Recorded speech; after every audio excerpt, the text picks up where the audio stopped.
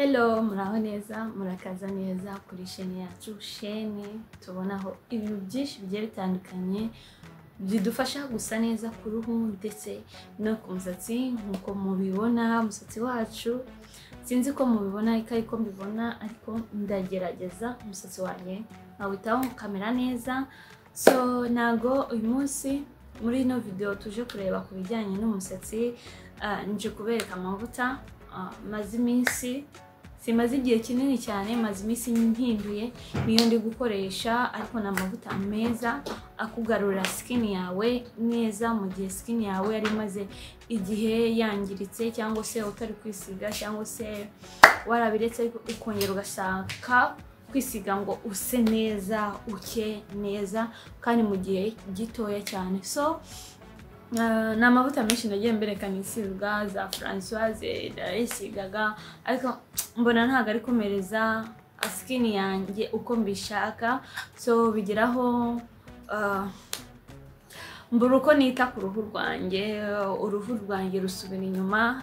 Hari condition ugeramo ukabura uko wakwitaho bidateye no ku mpamvu zawe, ariko wumva uruhu rwawe nyine uruhangayikiye, So maze kubona yuko uruhu rwanjye rumaze kwangirika, ndetse nigiye inama reba se amavuta yahe ashobora kungarura uruhu rwanjye nkahita nsa neza kandi neza cyane mu gihe cyihuse. Numva nshaka gusa neza, kuko iyo uri ahantu muri public y'abantu ugomba kugenda uri gusa neza, utari kugenda usa nabi, cyangwa se umuntu uko yakubonaga ukabona akabonye ukundi kuntu. So ndi umuntu ukunda gusa neza, namwe ngira ngo mubabizi, namwe kandi ndabizi mukunda gusa neza. Ibyo ni ibintu byanyu pe, nta muntu udakunda gusa neza. Burya ufite ubushobozi bwaba buke cyangwa se bwinshi usa neza. So amavuta rero ni amavuta adahenda kandi atagoye buri muntu wese kuba yayabona. Ni amavuta bita Bella. Rero nayangiye nisiga utu tubiri twonyine nitwo nisiga, kuko nago nashatse yuko nafata seti yose, nkuko njya nkunda gukoresha seti yose murabizi. Ariko ubu ngubu nabanje kubatereka manze testing kuri aya abiri, kuko aba ari amavuta mashyashya wowe utazi ko azashimana n'uruhu rwawe.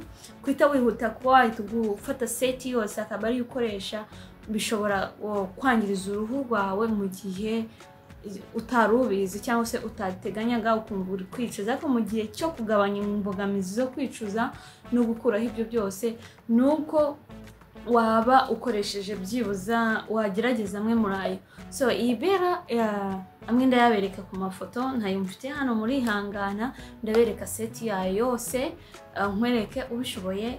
Ariko ubishaka wakisiga seti yose, ariko ikiza banza utestinge make urebe ko ahura n'uruhu rwawe, urebe ko uruhu rwawe bishimana. So nkanjye aka kanya ndi kubona uruhu rwanjye biri gushimana, bimeze okay. Anyway, nta cyambuza kudakoresha seti yose, nkagerageza nkareba nabyo bikagenda bimera neza. So rero iyi Bella murayibona, iyi ni creme, iyi ni ntuza, ni oil yayo cyangwa se glycerine. So rero iyi Bella igira lotion, ikagira ariyo iyi creme, ikanagira na tube, ikagira ni glycerine, ikagira na face cream. Ubwo rero aga face cream ngiye nabanye nkaretse mbanze ndebe uruhu rwanjye ukuntu bumera, imbona ko hari ibintu by'ibizazane bishaka kuza mu maso, nakoresha aga creme kayo nkareba ukuntu byaba bimeze. So rero aya mavuta ngiye ukwanjye nta kintu yavebaho, mbona ari kugenda amera neza, kandi hari n'abashuti banjye aya mavuta bayisiga ukabona ameze neza cyane. So rero biragoye, hari abantu mujya gukunda kumbaza ibiciro by'amavuta. Umushaza misinzi aho uherereye. Ku bantu bari mu maniki cyane cyane nibo nkunze guhereza amavuta. Ku bantu bari mu Rwanda mbahuza n'undi muntu mu Rwanda uyacuruza. So ashaka kukubwira ibiciro bitandukanye byewe n'ibyo ncururizaho inaha, cyangwa se wowe bitewe na press urimo cyangwa se igice uherereyemo. Ugasanga amavuta ntago ari kugura amwe, kuko abantu ntago baba baranguriye ahantu hamwe cyangwa se umuntu ikintu kiri ku isoko umuntu ntago agicuruza numwe. So murebe maze munyihanganira kumbariza ibiciro muri comment, ntabwo nabishobora kugusubiza ibiciro muri comment kuko ntabwo mbanze ahantu herereye, kireka turi kudiringa ndimo ndagira ngo nyakugereza aho uri. So rero Ibera abantu bakomeje kuyisiga muze gutera comment, mubwira abantu kuri kuko ntago ari ngewe nyine uri kuyisiga, n'abantu benshi bari kugenda bayisiga atari ngewe gusa. So rero Ibera n'amavuta meza, aya n'amavuta meza akesha uruhu ugacya, ntago ari kuvuga ngo ni naturere, no ntago ari naturere, harimo hydroquinone ariko uracya neza.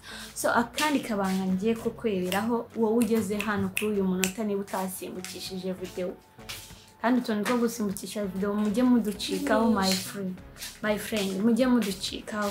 Hari utuntu tw'ingenzi umuntu avugamo ugasanga wahasimbukishije. So njye amavuta ko bitewe n'imbogamizi ku mavuta arimo hydroquinone najyaga mbona mu gihe hari umuntu ufungura amavuta, sibyo ko ngo wenda nta bantu bakibikora cyane, aba yashyiramo amazi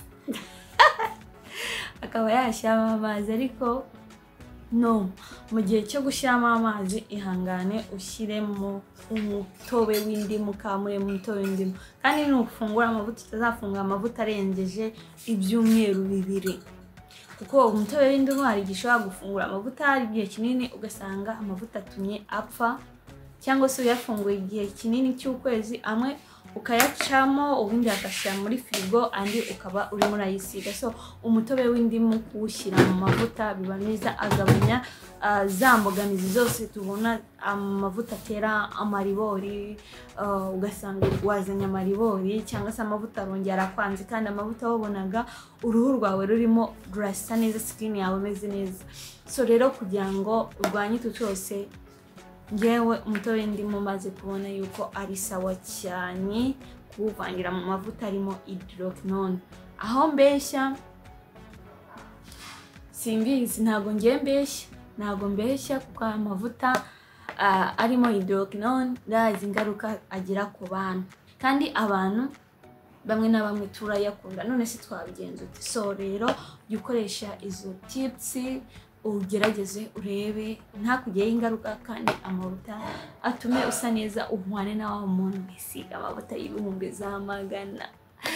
So guys, numvaga nanjye kera gusa neza ari ukugura amavuta menshi cyane, ariko hari utuntu ugenda ukora ugasanga usa neza kandi udafite amavuta aguhenze cyane. So amavuta ntago ahenze cyane, buri umwe ashobora kuyigondera ukaba wayagura bitewe naho uherereye hose. So rero guys, murabizi ndahari ko bwanyu kubereka amavuta agiye atandukanye, mwe mutera agasonga bugari mwicare turebere hamwe amavuta agiye atandukanye, ayakunogera wayafata ukajya uyisiga. Ntabwo mbwiye ngo kuko ndi kwisiga yangaya nawe ari ujyaho, nerekana amavuta menshi agiye atandukanye, wajya ugerageza amwe muri ayo bitewe nayo wumva akunyuze cyangwa se washimye. So rero nakomeza kuvuga ngo mukomeze kugira ibihe byiza, ndabakunda cyane bakunzi, mukunda gusa neza, bafite gutya ku mutima nkuko nanjye nkunda gusa neza, ndabikunda kandi ndizera ko namwe mubikunda, nanjye ndabakunda cyane. So niba uri mushyano nakubwira ngo kanda subscribe, like, comment and share kugira ngo tubashe kuba umuryango munini mugari, kandi ku bantu muri Oman mujye muhanahana amakuru, bagezaho amavuta ngewe ahantu hose muherereye muri Oman, muhanahana amakuru. Namba yanjye ndaza kuyishyiraho muri comment cyangwa se muri group WhatsApp, ube wa joininga. Ducuruza ibintu byinshi bigiye bitandukanye, imyenda, amavuta ku bantu bari muri Oman. So mukomeze kudukurikirana kandi mukomeze kugira ibihe byiza cyane, ndabakunda cyane cyane. Ciao ciao.